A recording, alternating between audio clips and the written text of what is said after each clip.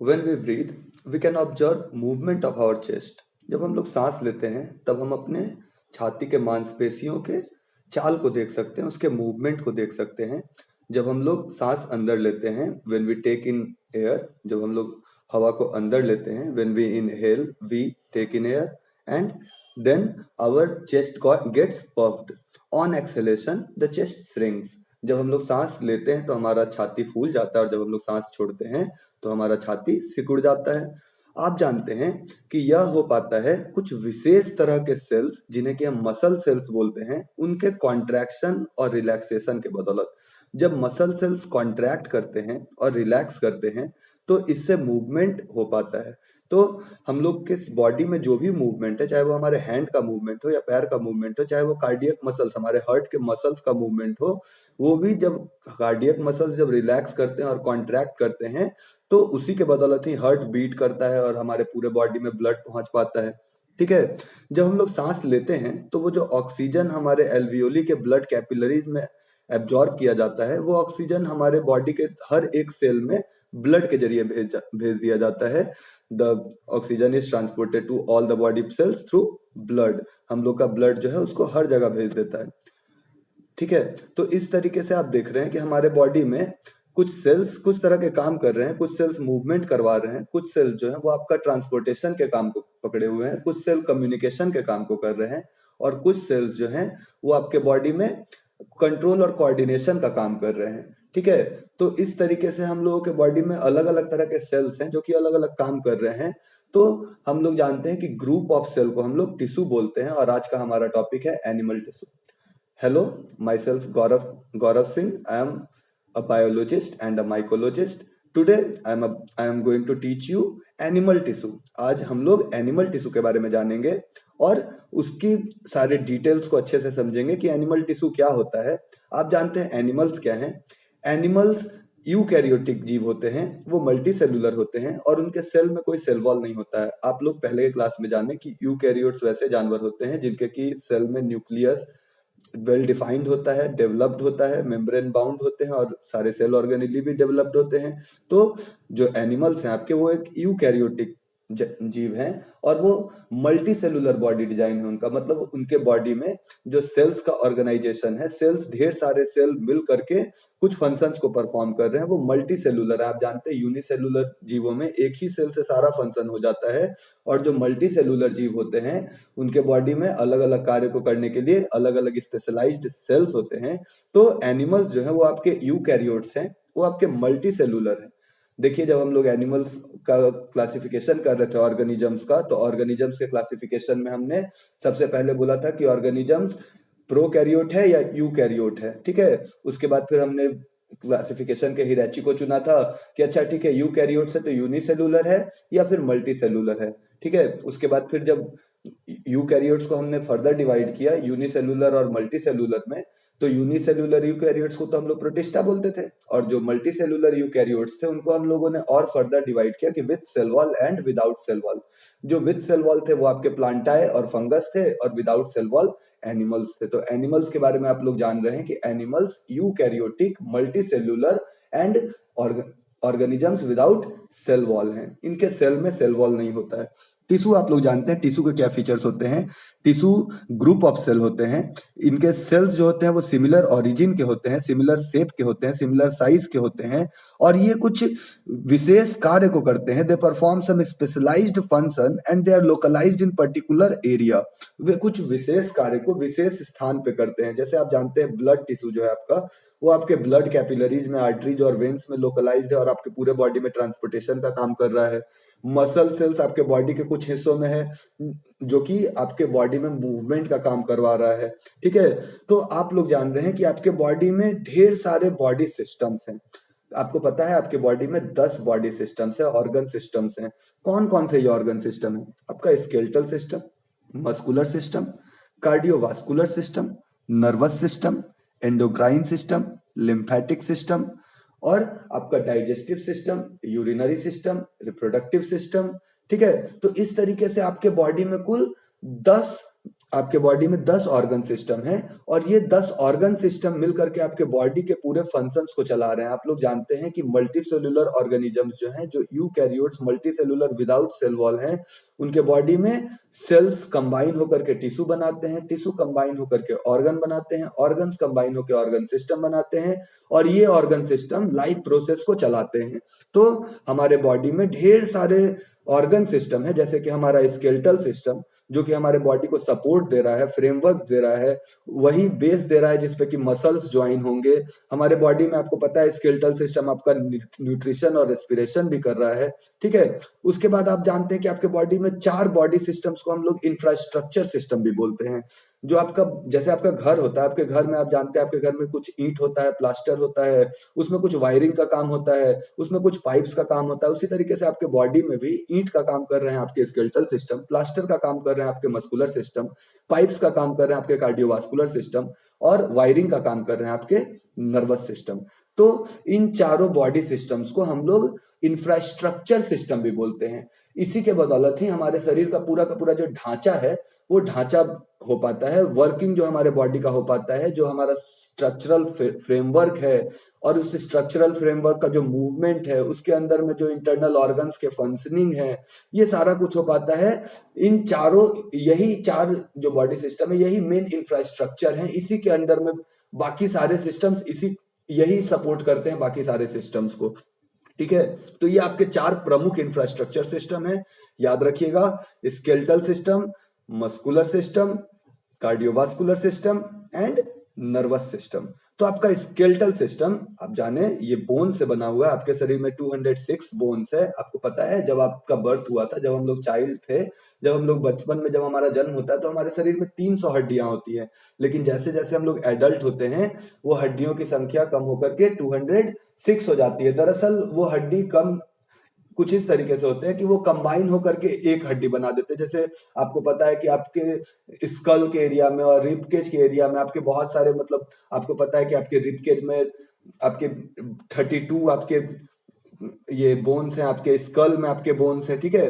तो आप अपना रिब केज में और स्कल्स में इसके जो बोन्स हैं ये बचपन में थोड़ा ज्यादा होते हैं और यही आगे चल के ये कॉन्ट्रैक्ट होकर के कम हो जाते हैं, ठीक है। तो इस तरीके से आपके बॉडी में ये इंफ्रास्ट्रक्चर सिस्टम है। फिर से आपके बॉडी में कुछ रेगुलेटरी सिस्टम्स भी हैं जो कि आपके बॉडी के फंक्शंस को रेगुलेट करवा रहे हैं। जैसे आपका एंडोक्राइन सिस्टम, आपका यूरिनरी सिस्टम और आपका लिम्फेटिक सिस्टम, जिसको कि आपका इम्यून सिस्टम भी बोलते हैं। आपको पता है आपके बॉडी में जो लिम्फेटिक सिस्टम है, जो इम्यून सिस्टम है, वो आपके बॉडी में रोग प्रतिरोधक क्षमता डेवलप करता है, जिसके बदौलत आप बीमारियों से लड़ पाते हैं और अपने आप को सुरक्षित रख पाते हैं। जब भी कोई बाहरी परजीवी आपके शरीर में प्रवेश कर जाता है तो यही लिम्फेटिक सिस्टम में मौजूद जो व्हाइट ब्लड सेल्स हैं ये आपके बॉडी को प्रोटेक्ट करते हैं। तो इस तरीके से आपके बॉडी में अलग अलग बॉडी सिस्टम्स हैं। आप देखें कि अलग अलग ऑर्गन सिस्टम्स हैं। कौन कौन से ऑर्गन सिस्टम है, एक बार फिर से हम लोग उस पर ध्यान देंगे। Skeletal system, muscular system, cardiovascular system, nervous system, lymphatic system, endocrine system, reproductive system, digestive system, urinary system. तो ये आपके बॉडी के बॉडी सिस्टम है और रेस्पिरेटरी सिस्टम, ठीक है। तो ये आपके बॉडी के कुछ बॉडी सिस्टम्स हैं, ऑर्गन सिस्टम्स हैं और इन्हीं सिस्टम्स के, सारे सिस्टम्स के प्रॉपर फंक्शनिंग के बदौलत हमारा बॉडी फंक्शन कर पाता है, हम लोग फंक्शन कर पाते हैं। हमारे जो डिफरेंट जो फंक्शनिंग है वो इन्हीं ऑर्गन सिस्टम के जरिए कंट्रोल होता है। और जो आपका कार्डियोवास्कुलर सिस्टम और जो आपका नर्वस सिस्टम है ये आपका वायरिंग सिस्टम और पाइपिंग सिस्टम है।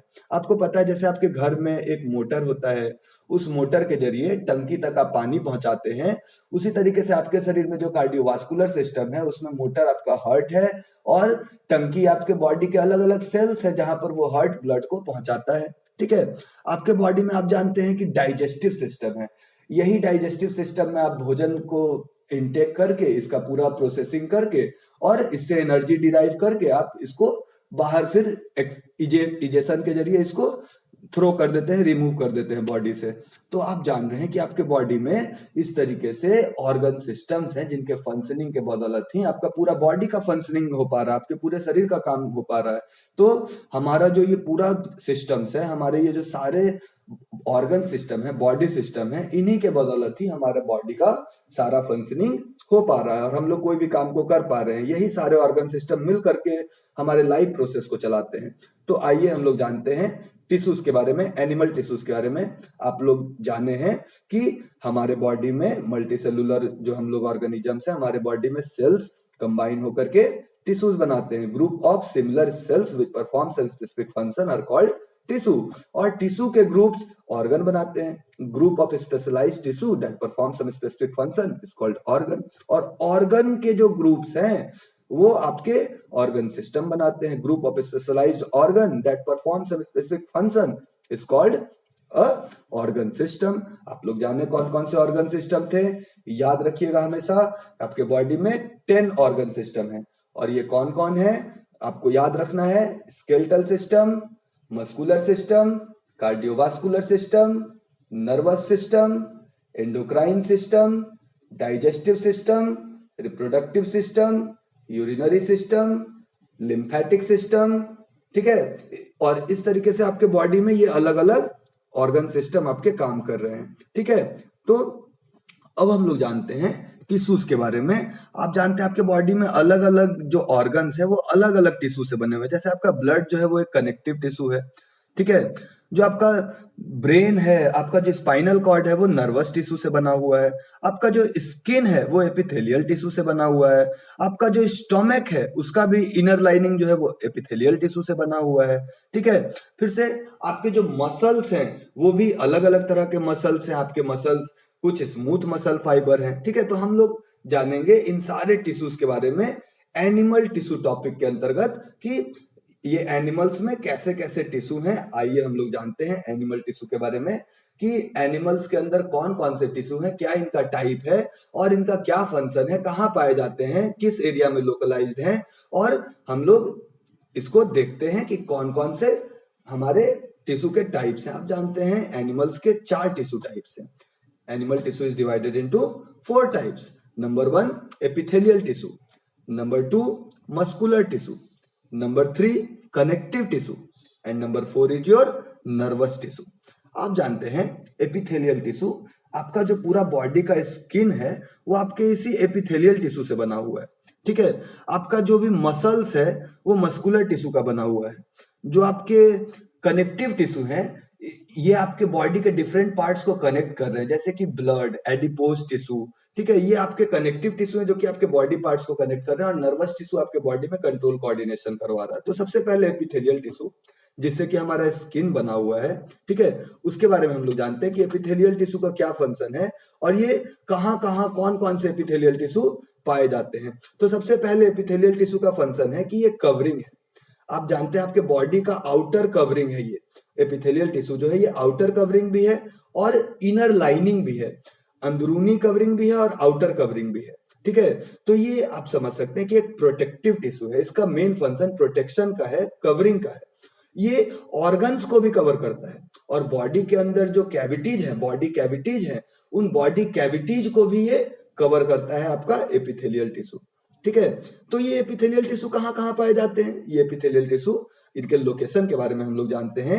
ये एपिथेलियल टिश्यू आपके स्किन पे पाए जाते हैं। ये एपिथेलियल टिश्यू आपके माउथ के लाइनिंग में पाए जाते हैं, मतलब मुंह के अंदर वाले जो पूरे एरिया है उसमें आपके ये एपिथेलियल टिश्यू पाए जाते हैं।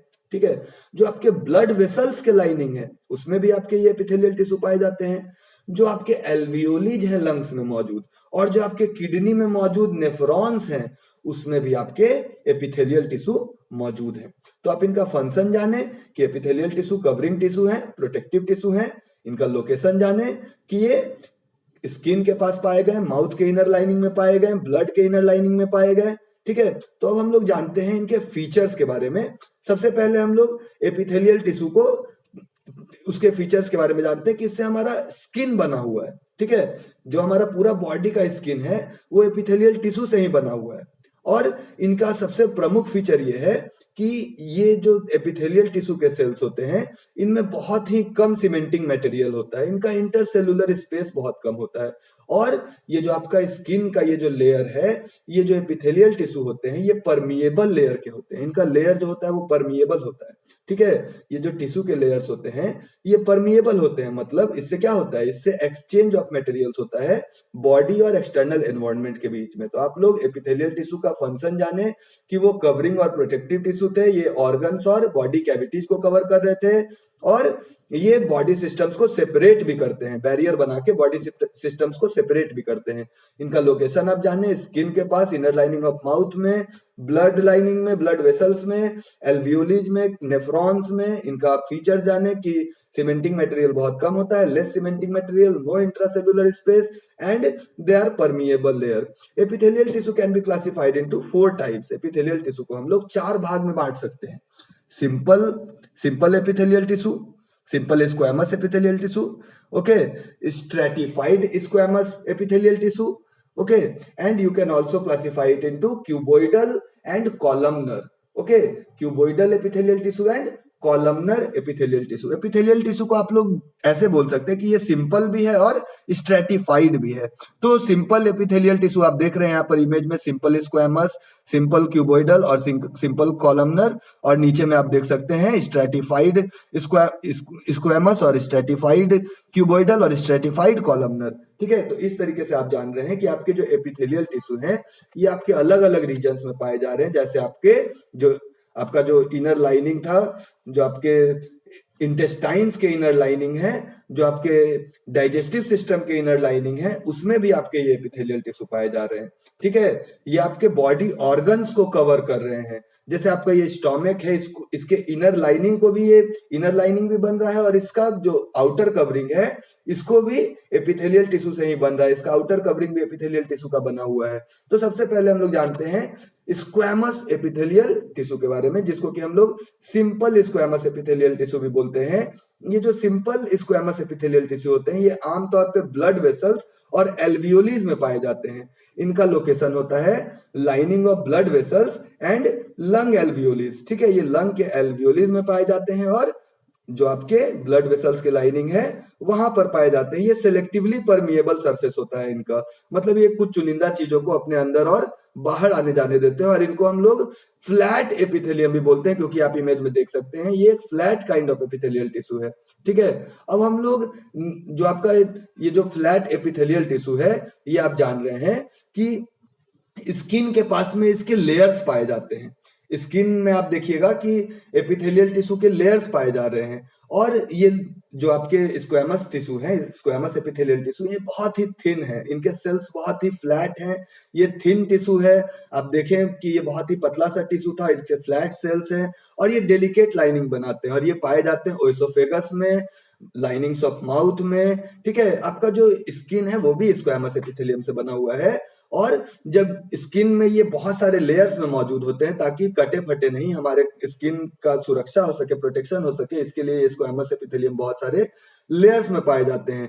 इन्हीं लेयर्स और पैटर्न में जब ये पाए जाते हैं तो इनको हम लोग बोलते हैं कि ये स्ट्रेटिफाइड स्क्वैमस एपिथेलियल टिश्यू है। जब ये लेयर्स में पाए जाते हैं epithelial tissue, squamous epithelial tissue, तो इसको हम लोग स्ट्रेटिफाइड स्क्वैमस एपिथेलियल टिश्यू बोलते हैं, ठीक है। आप देख सकते हैं इमेज में भी स्ट्रेटिफाइड स्क्वैमस एपिथेलियल टिश्यू को। उसके बाद आपके आते हैं क्यूबोइडल एपिथेलियल टिश्यू और कॉलमनर एपिथेलियल टिश्यू। आप लोग इमेज के जरिए देख सकते हैं कि क्यूबोइडल एपिथेलियल टिश्यू के जो आपके सेल्स हैं वो आपके क्यूबोइडल शेप के हैं। उसका शेप आप ध्यान से देखें तो आपको पता चलेगा कि ये छोटे छोटे क्यूबॉइड के शेप में है, और ये क्यूबोइडल एपिथेलियल टिश्यू जो है ये भी आपके बॉडी में जो आपका बॉडी का कवरिंग है और जो इनर लाइनिंग है वो बना रहा है, ठीक है। तो आप जान रहे हैं कि इनका लोकेशन क्या है और इनका फीचर्स क्या है। इनका लोकेशन आपका स्किन है, माउथ का इनर लाइनिंग है, ब्लड वेसल्स का इनर लाइनिंग है, लंग के एल्वियोलीज है, और आपके किडनी के नेफ्रॉन्स है। इन जगहों पर आपके ये एपिथेलियल टिश्यू पाए जा रहे हैं। और स्ट्रेटिफाइड एपिथेलियल टिश्यू खास करके आपके माउथ में, आपके आईज में, आपके पैर में, आपके हाथ में, आपके पाम में, आपका जो हथेली है उसमें, जो आपका फीट है उसमें, ये आपके स्ट्रेटिफाइड स्क्वैमस एपिथेलियल टिश्यू पाए जा रहे हैं। आपको पता है कि ये जो आपके आईलिड्स हैं, ये आईलिड्स पे आपका ये स्किन, ये आपका एपिथेलियल टिश्यू सबसे थिन है। अगर आप इसको छुएं अपने आईलिड को तो आपको पता चलेगा आपके आंख के पुतली पे, मतलब आईलिड पे, जो ऊपर से आप पलक जो आपका झपकता है, उस पलक को जब आप छुएंगे तो आपको पता चलेगा यहाँ पर स्किन का लेयर सबसे पतला है, थिनेस्ट लेयर है। ठीक है। और जो आपका पैर और हाथ का जो एरिया है, जो आपका पाम है और जो आपका फीट है, वहां पे आप देखिएगा कि स्किन का लेयर सबसे थिक है। ठीक है। तो इस तरीके से आपके बॉडी में एपिथेलियल टिश्यू अलग अलग रीजन में पाए जा रहे हैं। आप जाने कि स्ट्रेटिफाइड स्क्वैमस एपिथेलियल टिश्यू कहां पर पाए गए? आपके माउथ के रीजन में पाए गए, आपके जो आपका आईज का आईलिड वाला जो आपका पोर्शन था उसमें आपके squamous, stratified squamous epithelial tissue पाए गए, फीट में और पाम में पाए गए। अब हमारा क्यूबोइडल एपिथेलियल टिश्यू, आपको बताया मैंने इसके शेप के बारे में कि क्यूबोइडल एपिथेलियल टिश्यू जो होते हैं वो क्यूबोइड के आकार के इनके सेल्स होते हैं। आप देख सकते हैं इमेज में, यहाँ पर छोटे छोटे क्यूबोइड के आकार में इनके सेल्स अरेंज्ड हैं। बहुत ज्यादा थिक लेयर नहीं है, एक थिनर लेयर है। और इनके फीचर्स आप यहाँ पर देख पा रहे हैं कि इंट्रासेलुलर स्पेस ना के बराबर है। और इनमें आप देख रहे हैं कि बहुत ही कम सीमेंटिंग मटेरियल है, आपस में जोड़ने के लिए इनका सीमेंटिंग मटेरियल बहुत कम है। और ये आपकी लेयर्स जो हैं ये परमिएबल हैं, ये अलाउ करते हैं exchange of materials between body and external environment. तो ये आपके क्यूबोइडल एपिथेलियल टिश्यू। इसके बाद जो आपके एपिथेलियल टिश्यू है, जो आपका फोर्थ डिवीजन है एपिथेलियल टिश्यू का, वो है आपका कॉलमनर एपिथेलियल टिश्यू। आपका जो कॉलमनर एपिथेलियल टिश्यू होता है, इसके इमेज में आप लोग देख सकते हैं कि कॉलमनर एपिथेलियल टिश्यू में आपके लॉन्ग सेक्शंस आपके दिख रहे हैं, लॉन्गर सेक्शंस दिख रहे हैं। आप देख रहे हैं कि कॉलम के शेप में अरेंज है सेल्स, सेल्स कॉलम के रूप में दिख सकते हैं आपको, ढेर सारे यहाँ पर कॉलम्स बने हुए हैं सेल्स के। तो आप यहाँ पर इन कॉलमनर एपिथेलियल टिश्यू के ग्रुप को देख पा रहे हैं, एपिथेलियल टिश्यू के सेल्स के ग्रुप को देख पा रहे हैं, इन्हें कॉलमनर एपिथेलियल टिश्यू बोला जाता है। और इनमें आप देख रहे हैं न्यूक्लियस है इनके सेल्स के अंदर में, बहुत ही कम सीमेंटिंग मटेरियल है इनके बीच में, इंट्रासेलुलर स्पेस बहुत कम है इनके बीच में। और ये भी जो आपका लेयर है ये एक परमिएबल लेयर है, मतलब ये exchange of materials between body और एक्सटर्नल एनवायरनमेंट को अलाउ करेगा। और ये कहाँ कहाँ पाए जा रहे हैं आपके? ये स्किन पे और आपके ब्लड वेसल्स के लाइनिंग में, लंग एल्वियोलीज में और किडनी के नेफ्रॉन्स में, इन जगहों पर आपके ये पाए जा रहे हैं। और मेन इनका काम क्या है? इनका काम है कवरिंग या प्रोटेक्शन। ये कवरिंग का काम करते हैं और कवरिंग के जरिए प्रोटेक्शन देते हैं। नेक्स्ट है आपका मस्कुलर टिश्यू। मस्कुलर टिश्यू, आप जानते हैं आपके बॉडी में जो मांसपेशियां हैं, जो मसल्स हैं, वो आपके तीन तरह के मसल्स हैं, तीन तरह के मस्कुलर टिश्यू हैं। वो है आपका सबसे पहला स्केलेटल मसल्स, दूसरा आपका स्मूथ मसल और तीसरा आपका कार्डियक मसल।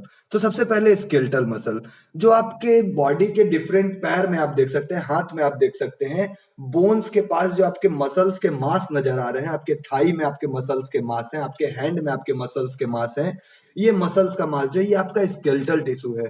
ठीक है। और उसके बाद आपके हार्ट में मौजूद जो आपका मसल्स है वो आपका कार्डियक टिश्यू है। ठीक है। और आपका जो स्मूथ मसल है वो आपके स्टोमक में पाया जा रहा है और आपके मस्कुलर ऑर्गन्स में ये स्मूथ मसल्स पाए जा रहे हैं। ठीक है। तो इस तरीके से आप जान रहे हैं कि यही सेल्स जो है, ये मस्कुलर सेल्स जो है मस्कुलर टिश्यू के, ये रिलैक्स और कॉन्ट्रैक्ट करते हैं, जिसके बदौलत मूवमेंट होता है, चाहे वो मूवमेंट हमारे स्केलेटल पार्ट्स का हो, चाहे मूवमेंट कार्डियक हार्ट का हो। ठीक है। ये मूवमेंट को इंश्योर करवाते हैं ये मसल सेल।